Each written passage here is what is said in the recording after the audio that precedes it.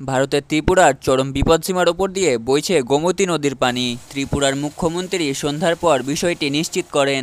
এক্সে দেওয়া পোস্টে মুখ্যমন্ত্রী মনিকা সাহা বলেছেন, গোমতী নদীর পানি চরম বিপদসীমায় রয়েছে।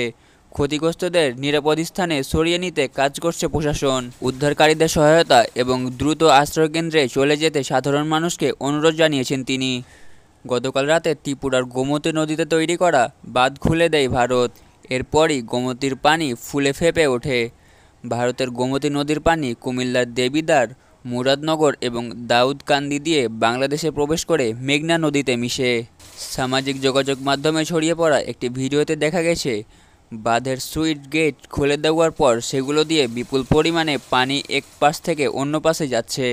১৯৯৩ সালের পর এবারই প্রথমবারের মতো খুলে দেওয়া হয়েছে ত্রিপুরার জলধারার বাঁধটি।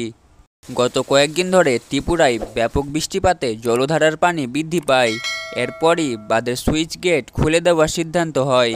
টানা বৃষ্টিতে ত্রিপুরার বিভিন্ন জায়গায় ভয়াবহ বন্যা দেখা দিয়েছে। ভারতীয় এই রাজ্যটির এমন কোনো সমতল স্থল নেই যেখানে বন্যার পানি ঢোকেনি। তবে বাঁধটি খুলে দেওয়ার পর বন্যা পরিস্থিতি আরও খারাপ হয়েছে। নদী ও অন্যান্য জলধারার পানি ধারণ ক্ষমতার চেয়ে বেড়ে গিয়েছে।